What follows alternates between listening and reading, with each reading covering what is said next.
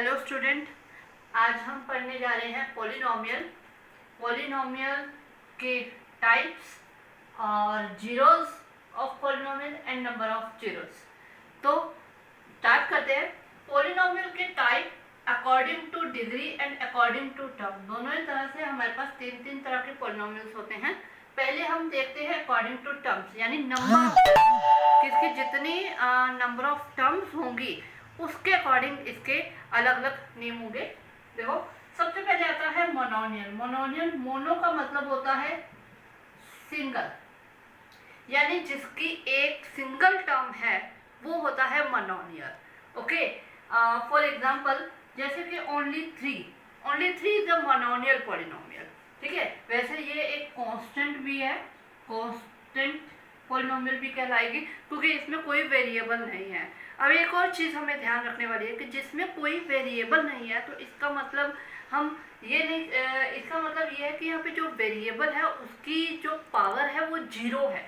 ठीक है, अगर हम ओनली 3x, हम 3x और 3 को सेम नहीं लेंगे क्योंकि 3x यानी इसकी कोई पावर नहीं है तो इसका मतलब 1 है। ठीक है, यहाँ अगर x नहीं है तो इसका मतलब x की पावर जो है वो 0 है। x की पावर 0 1 के इक्वल होती है, इसलिए 3 आ जाता है। ओनली मतलब ओनली कांस्टेंट वैल्यू आ जाती है, वेरिएबल नहीं आता। तो ये जो 3x है ये भी एक मोनोनियल है विद डिग्री 1, और ये कांस्टेंट पॉलिनोमियल ये भी एक मोनोनियल है विद डिग्री 0। अब आते हैं बाइनोमियल। बाई का मतलब होता है 2, जिसकी 2 टर्म्स होती है उसे बोलते हैं बाइनोमियल। फॉर एग्जाम्पल 3x हमने ली थी, उसके साथ हम 5 ऐड कर दें, या ओनली x की 100, टर्म एक ही है।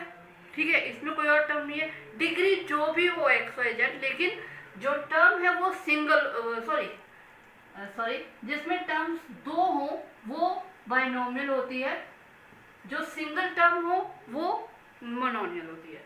इसमें हमने दिस इज अ बाइनोमियल। अब हम आते हैं ट्रिनोमियल। ट्रिनोमियल का मतलब होता है, ट्री का मतलब 3, यानी कि जिसकी 3 टर्म्स होती हैं, x² प्लस x प्लस 9, जो नॉर्मली जिसके ऊपर हम डिस्कस करते हैं वो 3 टर्म्स की होती हैं। ठीक है, x की 100 प्लस x की 200 plus x, this is a trinomial. Okay, तो अब हम आते हैं अकॉर्डिंग टू डिग्री। अभी हमने क्या किया, नंबर ऑफ टर्म, जिसकी 1 टर्म है, जिसकी 2 टर्म है, जिसकी 3 टर्म है। अब हम आते हैं डिग्री। डिग्री में सबसे पहले होता है लीनियर, जिसकी डिग्री 1 होगी वो होगी लीनियर इक्वेशन।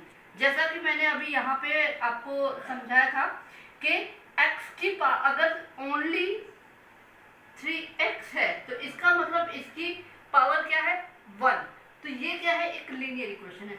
ओनली 3 ये लीनियर नहीं है, ये लीनियर इक्वेशन नहीं है क्योंकि इसमें जो डिग्री है वो 0 है, और लीनियर इक्वेशन के लिए क्या होता है कि डिग्री 1 होगी। ठीक है, 3x प्लस 1 आ गया, this is also a linear equation. ठीक है बाइनोमियल, टर्म्स 2 है लेकिन डिग्री 1 है। क्वाड्रेटिक, जिसकी डिग्री 2 होगी, जिसकी डिग्री 2 होगी।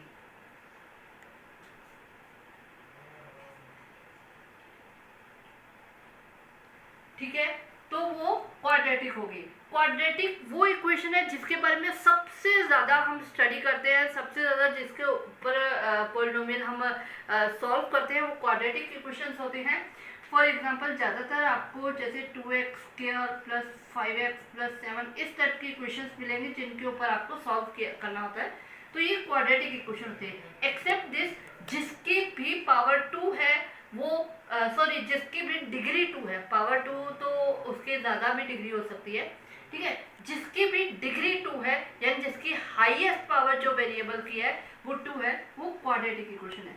x² minus 1, this is also a quadratic equation, क्योंकि जैसा कि हमें नाम से ही पता चल रहा है जिसकी डिग्री 3 है वो एक क्यूबिक इक्वेशन है।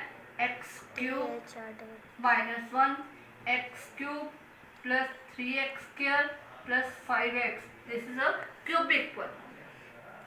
ओके, तो ये तो था टाइप। इनके अलावा अगर कोई आता है तो उसे हम सिंपल पॉलिनोमियल बोलेंगे। अगर 4 टर्म्स होती हैं, अगर 4 टर्म्स होती हैं या डिग्री 4 होती है तो वो सिंपल पॉलिनोमियल है। ठीक है, तो अब हम आते हैं जीरोस। सबसे पहले ये समझना बहुत जरूरी है कि जीरोस क्या होते हैं। जीरोस जैसा कि नाम से पता चल रहा है कि x वेरिएबल की वो वैल्यू जो अगर हम इक्वेशन के अंदर पुट करें तो उसका जो रिजल्ट है वो जीरो हो जाए। ठीक है, वेरिएबल की वो वैल्यू जो पुट करने पे रिजल्ट जीरो बन जाए वो उसका जीरोस ऑफ द पॉलिनोमियल होगी। और दूसरी चीज, जो जीरोस है वो यूनिक होते हैं। यूनिक का मतलब जो जीरोस होंगे वही होंगे, एक्सेप्ट हम हर किसी को उसका जीरो नहीं बता सकते। फॉर एग्जांपल मैंने ये एक इक्वेशन ली है, एक क्वाड्रेटिक इक्वेशन ली है यहाँ पे ट्रिनोमियल। ठीक है, इसके अंदर आप देख रहे हो ये है, इसके जो जीरोस हैं वो हैं 3 and 4, -3 and -4, -3 and -4। ठीक है, एक्सेप्ट इसके आप इसमें कुछ भी पुट कर दोगे इसका रिजल्ट जीरो नहीं आएगा। मैं आपको इसको करके दिखाती हूँ। पहले हम इसमें x = 0 पुट करके देखते हैं। 0 की स्क्वायर 7 × 0 + 12, यह आ जाएगा 0 0 + 12। तो इसका आंसर क्या आ गया? 12। आप देख रहे हो इसका जो रिजल्ट है वो हमारे पास जीरो नहीं हुआ। अब हम इसमें -3 पुट करते हैं। -3 की स्क्वायर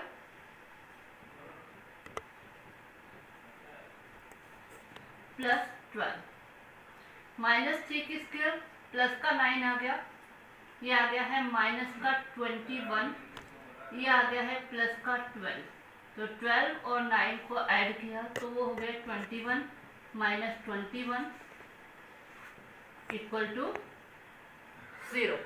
अब आपको मैं -4 भी पुट करके दिखा रही हूँ। -4 की स्क्वायर + 7 × -4 + 12, तो 4 की स्क्वायर हो गया 16, पॉजिटिव आ गया, और ये आ जाएगा माइनस का 7 × 4 = 28 + 12। तो प्लस का 12 एंड प्लस का 16 इन दोनों को ऐड किया तो ये आ गया 28 - 28, दिस इज इक्वल टू 0। ठीक है, आप कुछ भी और वैल्यू इसमें पुट करके देख लीजिए, वो जीरो नहीं बनेगा। सिर्फ -3 और -4 पे ही ये जीरो बनेगा। तो इससे हमें क्या पता चलता है, जो जीरोस होते हैं वो यूनिक होते हैं। ठीक है, और जीरोस फाइंड करना मैं अपने नेक्स्ट वीडियो में बताऊंगी कि जीरोस कैसे फाइंड किए जाते हैं। और एक और चीज, number of zeros. Number of zeros क्या है कि जो किसी पॉलिनोमियल की डिग्री होगी उतने ही उसके नंबर ऑफ जीरोस होंगे। यानी कि इससे हमें क्या पता चलता है, अगर कोई लीनियर इक्वेशन है तो उसके नंबर ऑफ जीरोस 1 होगा। अगर कोई क्वाड्रेटिक इक्वेशन है उसके नंबर ऑफ जीरोस 2 होंगे। अगर कोई क्यूबिक इक्वेशन है तो उसके नंबर ऑफ जीरोस 3 होंगे। तो इससे क्या है कि जितनी उसकी डिग्री होगी उतने ही उसके नंबर ऑफ जीरोस होंगे। भले वो मोनोमियल है, ट्रिनोमियल है, बाइनोमियल है, इससे कोई इफेक्ट नहीं पड़ता, लेकिन उसकी डिग्री पे डिपेंड करता है कि उसके नंबर ऑफ जीरोस क्या होंगे। तो आगे वाले वीडियो में मैं आपको जीरोस फाइंड करना बताऊंगी, कैसे हम जीरोस को फाइंड करते हैं, और मेन जो पार्ट रहेगा वो फैक्टराइजेशन।